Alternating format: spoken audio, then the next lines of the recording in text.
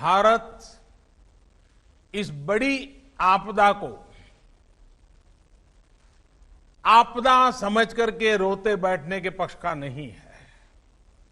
भारत आपदा कितनी ही बड़ी क्यों न हो, उसको अवसर में बदलने के लिए कृत संकल्प है और हम सब मिलकर के आपदा को अवसर में बदलेंगे। कोरोना के संकट ने भारत को आत्मनिर्भर भारत, सेल्फ रिलायंट होने का सबक भी दिया है। आत्मनिर्भर भारत यानी भारत इंपोर्ट पर अपनी निर्भरता कम करेगा। आत्मनिर्भर भारत यानी भारत इंपोर्ट पर खर्च होने वाली लाखों करोड़ों रुपयों की विदेशी मुद्रा बचाएगा और देश के गरीबों के कल्याण के लिए काम में लाएगा। आत्मनिर्भर भारत यानी भारत को इंपोर्ट न करना पड़े, इसके लिए वो अपने ही देश में साधन और संसाधन विकसित करने की दिशा में लगातार प्रयास करेगा, आगे बढ़ेगा।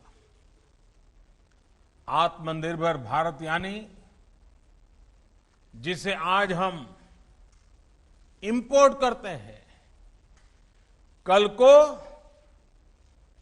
और ये बात मैं बहुत जिम्मेवारी के साथ आप सबके पर भरोसा होने के लिए कह रहा हूं, ये आप पर मेरा जो भरोसा है उसके लिए मैं कह रहा हूं कि आज हम जो इंपोर्ट करते हैं, कल को उसी के सबसे बड़े एक्सपोर्टर बनेंगे। साथियों, इस लक्ष्य को प्राप्त करने के लिए यह बहुत आवश्यक है कि हम एक एक सेक्टर को पकड़कर, एक एक प्रोडक्ट को पकड़कर, एक एक सर्विस का ध्यान करते हुए होलिस्टिक तरीके से काम करें। एक एक क्षेत्र को चुन करके उस क्षेत्र में भारत को आत्मनिर्भर बनाएं। आज का ये इवेंट इसी सोच को साकार करने की दिशा में एक महत्वपूर्ण इनिशिएटिव है, एक मजबूत कदम है।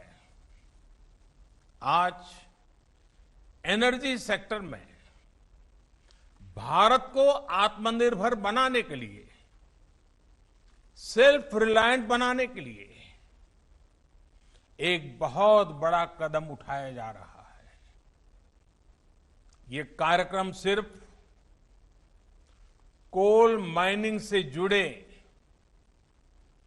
एक सेक्टर से जुड़े रिफॉर्म्स को जमीन पर उतारने का ही है, ऐसा नहीं है, बल्कि ये 130 करोड़ एस्पिरेशंस को रियलाइज करने का कमिटमेंट है। ये हमारे युवा साथियों के लिए रोजगार के लाखों अवसर तैयार करने की शुरुआत है। साथियों, सेल्फ रिलायंस के संकल्प को सिद्ध करने के लिए जब पिछले महीने आत्मनिर्भर भारत अभियान की घोषणा हुई थी, तो कई लोगों को लगता था कि एक प्रकार से एक सामान्य सरकारी प्रक्रिया है, लेकिन महीने भर के भीतर ही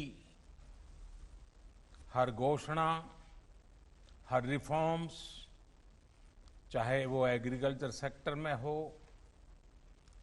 चाहे एमएसएमई के सेक्टर में हो या फिर अब कोल और माइनिंग के सेक्टर में हो, हर क्षेत्र में एक साथ अनेक प्रकार के कदम उठाए जा रहे हैं, निर्णय किए जा रहे हैं और निर्णयों को तेजी से जमीन पर उतारने के लिए हर कोई कोशिश कर रहा है। ये दिखाता है कि भारत इस क्राइसिस को अपॉर्चुनिटी में बदलने के लिए कितना गंभीर है, कितना कमिटेड है। आज हम सिर्फ कॉमर्शियल कोल माइनिंग के लिए ऑक्शन ही लॉन्च नहीं कर रहे हैं, बल्कि कोल सेक्टर को दशकों के लॉकडाउन से भी बाहर निकाल रहे हैं। कोल सेक्टर के लॉकडाउन का क्या प्रभाव रहा है, ये मुझसे भी ज्यादा आप सब लोग बेहतर तरीके से जानते हैं।